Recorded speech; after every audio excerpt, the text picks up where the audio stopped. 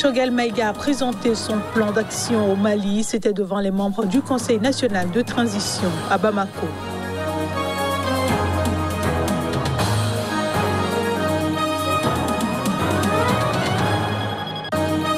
L'opposition se prononce après la fermeture de l'ambassade de la Guinée équatoriale à Londres, une attitude qu'elle juge irresponsable.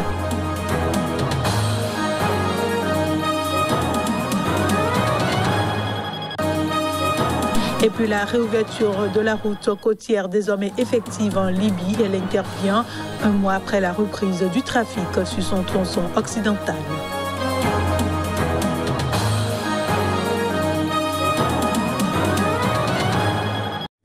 Bonsoir à tous et bienvenue dans cette édition. Sibone Gbagbo, l'ex-première dame ivoirienne, accusée de crimes contre l'humanité lors de la crise de 2010-2011, est soulagée après la décision de la justice internationale de lever le mandat d'arrêt à son encontre.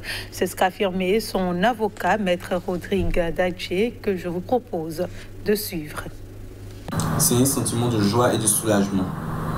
Et Mme Gbagbo a le même sentiment. Elle est soulagée d'avoir la levée de son mandat. On sait que les poursuites contre Mme Gbagbo à la CPI étaient les mêmes poursuites contre M. Laurent Gbagbo et M. Charles Blé Goudé. En réalité, c'était un seul et même dossier, avec 3 personnes poursuivies. Il y avait les mêmes témoins, les mêmes charges et les mêmes preuves.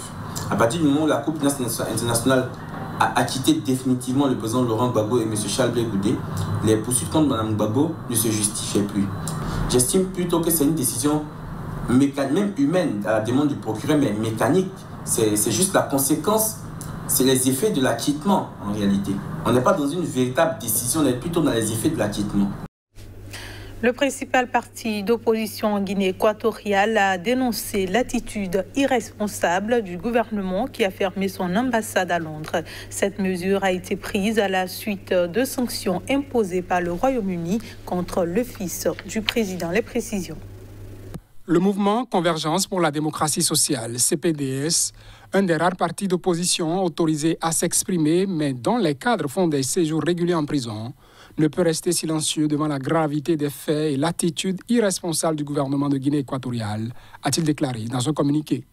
Pour CPDS, tant la décision du gouvernement britannique que la sentence de la Cour de cassation de Paris visent Teodoro Nguema Obiang en tant que citoyen et ne sont pas dirigées contre la Guinée équatoriale, poursuit le communiqué. Teodoro Nguema Obiang Mangué, surnommé Théodorin, vice-président de ce pays d'Afrique centrale dirigé sans partage par son père depuis 42 ans, a été sanctionné le 23 juillet par Londres notamment pour le détournement de fonds publics. Ces mesures prévoient un gel des avoirs et des interdictions d'entrée au Royaume-Uni. Les autorités équato-guinéennes ont annoncé lundi la fermeture de leur ambassade à Londres. La justice française a également rejeté mercredi le pourvoi en cassation du vice-président dans un volet de l'affaire des biens mal acquis. Sa condamnation par la Cour d'appel de Paris en février 2020 à 3 ans de prison avec sursis, 30 millions d'euros d'amende et la confiscation de tous ses biens saisis pour blanchiment d'abus de biens sociaux, de détournement de fonds publics et d'abus de confiance entre 1997 et 2011 est donc définitive. Le Parti démocratique de Guinée équatoriale, PDGE, qui domine largement la vie politique du pays, s'est indigné de son côté dans un communiqué publié jeudi d'une décision de la justice française partiale et discriminatoire, cherchant à humilier le peuple de Guinée équatoriale. Le parti s'est offusqué d'une farce judiciaire s'apparentant à un plan néocolonial préconçu au millimètre par la République française dans un désir nostalgique de continuer à torturer et spolier les peuples africains. Je le disais en titre, au Mali, le Premier ministre Choguel Maïga a présenté son plan d'action gouvernemental 2021-2022 devant les membres du Conseil national de la transition à Bamako parce que les élections sont un processus et non une fin en soi. Nous devons œuvrer à leur réhabilitation et à leur crédibilité, a-t-il déclaré. On le suit ainsi qu'un conseiller du Conseil national de transition pour plus de précision. Parce que les élections sont un processus et non une fin en soi, nous devons œuvrer à leur réhabilitation et à leur crédibilité. C'est le sens du choix fait par le gouvernement d'instituer dans notre pays un organe unique de gestion des élections. Une demande persistante, exprimée depuis des décennies par la classe politique et la société civile dans leur ensemble. L'État du Mali continuera à assumer et respecter tous ses engagements internationaux dans le cadre d'une diplomatie proactive destinée à promouvoir des partenariats internationaux bénéfiques, à promouvoir des financements extérieurs publics et privés dans la perspective de la relance des activités économiques et protéger continuellement les Maliens établis à l'extérieur. Il est important qu'on lui fasse revenir sur certaines choses. Il a affirmé devant vous que c'est la vision du président. Je dirais qu'il faut sortir de ça. Ce n'est pas la vision du président. Ce qui a été dit, c'est une feuille de route qui a été adoptée et le Premier ministre va présenter un plan d'action d'application de la feuille de route. Ce n'est pas la vision du président. Et si c'est la vision du président, tout récemment, le président vient de parler de la réadaptation du traité de coopération militaire. Cela devait ressortir dans son plan d'action. Et parce qu'il a parlé de géopolitique. On ne peut pas parler de géopolitique sans parler du traité de coopération militaire comme il a l'habitude de le faire avant d'être là. Saif al-Islam Kadhafi, fils de l'ex-dictateur libyen Muammar Kadhafi, veut restaurer l'unité perdue de la Libye après une décennie de chaos. Il ouvre la porte à une candidature à la présidence, a-t-il déclaré dans une rare interview accordée au New York Times. Les hommes politiques libyens n'ont apporté que misère. L'heure est au retour dans le passé. Le pays est à genoux. Il n'y a pas d'argent, pas de sécurité. Il n'y a pas de vie ici, a déclaré Saif al-Islam, 49 ans, réapparu pour la première fois depuis 4 ans. En 2011, après 4 décennies d'un pouvoir sans partage, Muammar Kadhafi et ses proches sont tombés sous le coup d'un soulèvement populaire, éliminés, emprisonnés ou forcés à l'exil. 3 des fils Kadhafi ont été tués, mais le sort du 4e, Saif al-Islam, qui a longtemps fait figure de successeur à son père, est resté un mystère.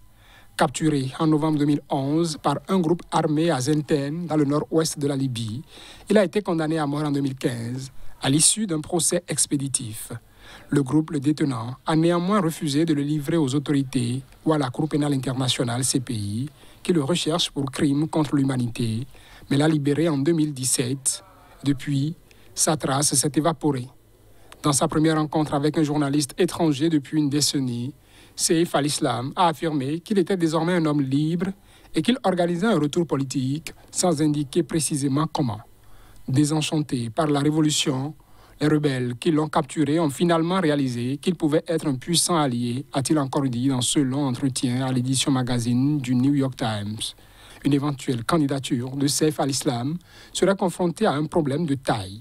Sa condamnation par un tribunal libyen et le mandat d'arrêt de la CPI. Lui est convaincu que ces questions juridiques pourraient être négociées si une majorité du peuple libyen le choisissait comme chef, écrit le New York Times, qui conclut « Saif semble croire que lui seul peut représenter l'État pour tous les Libyens ». En restant en Libye, la route côtière reliant l'Est et l'Ouest du pays, fermée depuis environ 2 ans à cause de combats, a officiellement rouvert vendredi côté Est. Cette réouverture intervient 1 mois après la reprise du trafic sur son tronçon occidental. Reportage.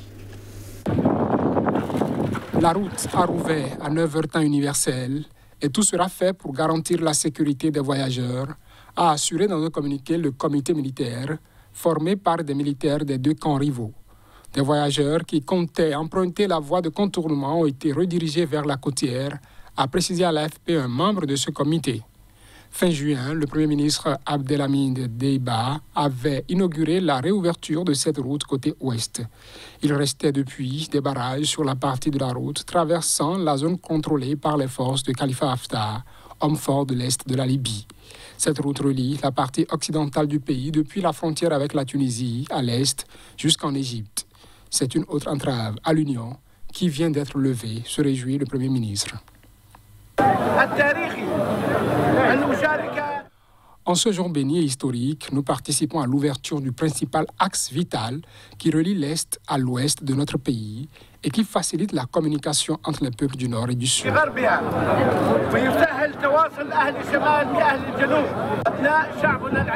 Mon cher peuple, depuis cette tribune, j'appelle tous nos frères et nos fils à renoncer à la division, à oublier les rancunes et à avancer vers la reconstruction.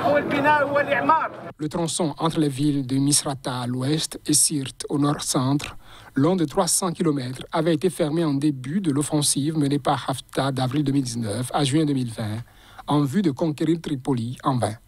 La réouverture de cette route est au cœur des négociations du comité militaire formé dans la foulée de la signature d'un cessez-le-feu le 23 octobre sous l'égide de l'ONU. Et puis le guitariste guadeloupéen Jacob Desvarieux, membre fondateur du groupe Kassav, est décédé ce vendredi au CHU de Guadeloupe des suites de la Covid-19. C'est ce qu'ont annoncé les médias locaux.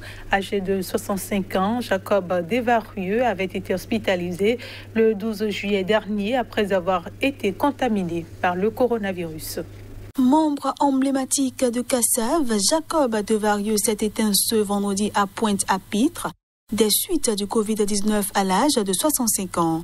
Kassav a fait voyager le zouk antillais dans le monde entier durant plus de 4 décennies avec un succès aussi inattendu qu'inégalé.